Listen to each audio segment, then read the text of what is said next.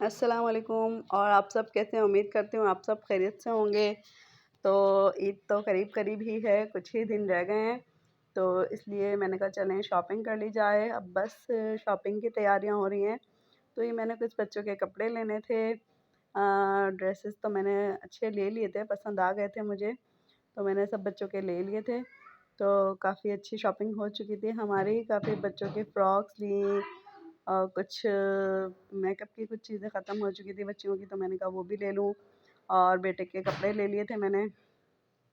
और ये मैंने कुछ बस ये सारी चीज़ें, और मैं दिन में ही निकल गई थी लेने के लिए, क्योंकि फिर रात हो जाती है तो मुझे बहुत मुश्किल हो जाती है। फिर ये थोड़ा-सा तो टाइम होता है, फिर अफ्तार का टाइम हो जाता है और बस बातों ही बातों में सहरी भी हो जाती है। बस रोज़ाना की रूटीन यही हो रही है, रोज़ाना इसी तरीके से टाइम हमारा गुज़र रहा है, पता ही नहीं चल रहा दिन का कि कब दिन निकलता है और कब रात हो जाती है। तो ख़ैर बस इसी तरीके से हम शॉपिंग करने हम निकल गए थे दिन में। मैंने कहा चलें सब चीज़ें हम दिन में ही ले लें ताकि रात ना हो जाए, फिर अफ्तार भी होती है। तो ख़ैर ये देखिए मैं कुछ ड्रेसेस देख रही थी, तो बच्चियों को समझ आ रहे थे, कुछ कुछ नहीं आ रहे थे। बस ये मैं हानिया के लिए फ़्रॉक्स देख रही थी। हानिया की फ़्रॉक भी मुझे समझ आ गई थी, अच्छी लग रही थी, लेकिन कुछ चीज़ें थी जो मुझे कुछ समझ नहीं आ रही थी, तो मैंने काफ़ी चीज़ें ले ली थी। और फिर ये देखिए ईमान कह रही थी कि मुझे कोट चाहिए। माशाल्लाह, अब माशाल्लाह 12 साल की हो गई है, उसको भी तो काफ़ी शौक हो चुका है कि मैं भी कोट लूँ। तो ख़ैर वो काफ़ी मैंने उसके लिए देखे कोट, मगर मुझे कुछ समझ नहीं आए। बस काफ़ी जगह पर गई मैं, काफ़ी चीज़ें मैंने देखी।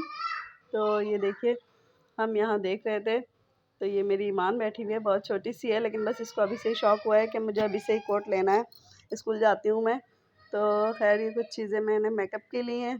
तो फिर बस लेते-लेते हमें काफ़ी टाइम हो चुका था, इफ्तार का टाइम भी हो चुका था, तो मैंने कहा चलें अब रोज़ा भी हम यहीं खोल लेते हैं। खोलने के बाद काफ़ी टाइम लग गया, तकरीबन 12 बज गए। फिर वहाँ से हम लोग पार्लर चले गए, तो बच्चों के हेयर स्टाइल कटिंग भी करवाने थे, तो मैंने कहा चलें पार्लर चलते हैं। तो फिर पार्लर गए और हेयर स्टाइल कटिंग करवाई बच्चों की। काफ़ी अच्छी ज़बरदस्त लग रही थी हानिया के ऊपर।